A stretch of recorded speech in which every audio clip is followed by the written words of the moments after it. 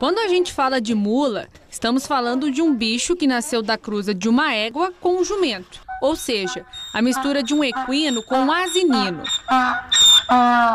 Por conta da dificuldade genética resultante da cruza, a mula é estéril. Mas, em Londrina, tem mula gerando filhotes. A gente consegue, através da biotecnologia da reprodução, que sendo ela é a transferência de embrião, a gente consegue inovular, coletar um embrião de uma doadora.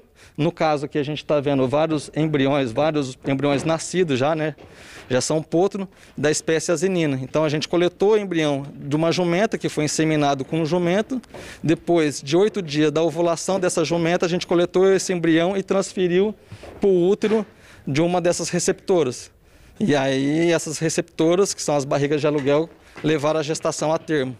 As mulas, classificadas como muares, são barrigas de aluguel de outras espécies, como jumentas e éguas. Segundo os pesquisadores, as mulas conseguem levar uma gestação melhor que as éguas, por exemplo. A gente considera a mula como um receptor, entre aspas, universal. Ela consegue gerar descendentes tanto da espécie asinina quanto da espécie equina.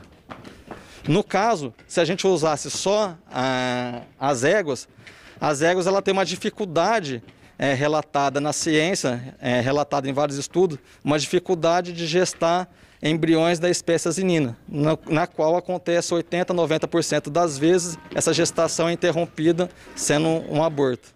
A pesquisa para tornar mulas prenhas é coordenada pelo Centro de Melhoramento Genético de uma universidade particular de Londrina. O local também conta com estrutura para inseminar equinos e iniciar o processo de gestação dos muares.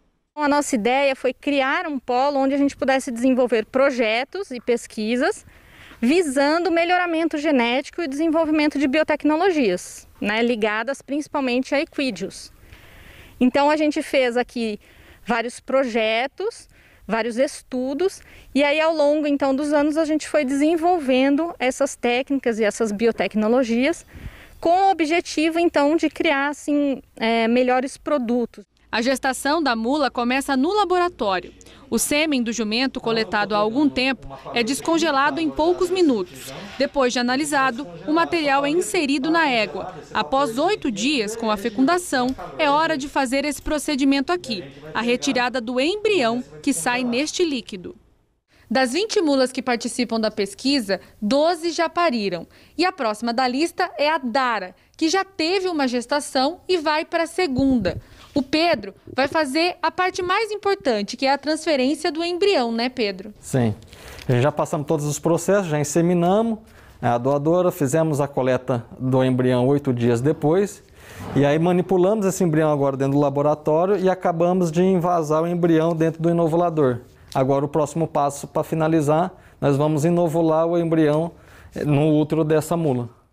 Após alguns dias, começam os ultrassons para monitorar o desenvolvimento dos filhotes, que são da espécie asinino.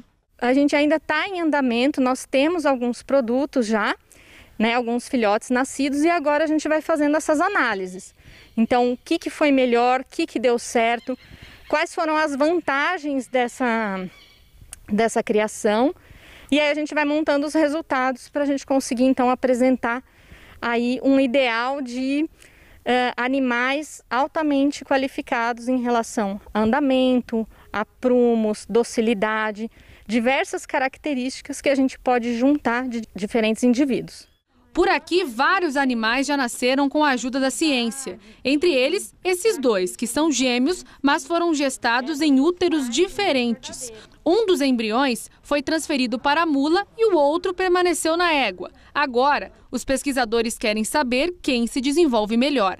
Os animais que nasceram contemporâneos são praticamente diferenças de poucos dias.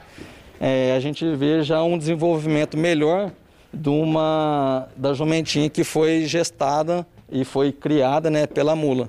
E a que foi gestada pela égua, um desenvolvimento não ruim, mas um pouco inferior quando comparado ao da mula.